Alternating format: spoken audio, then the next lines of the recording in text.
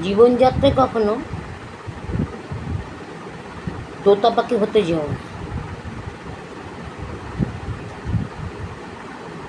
পারলে ঈগল হও।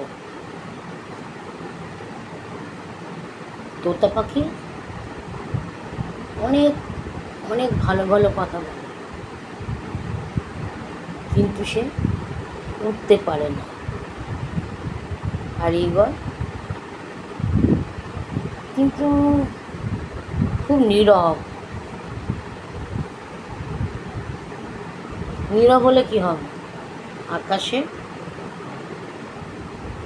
উঠতে পারে এবং আকাশ ছুঁতে পারে।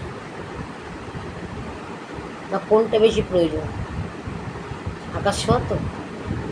তাই ঈগলকে স্মরণ করো আর ঈগলের মতো হওয়ার চেষ্টা করো।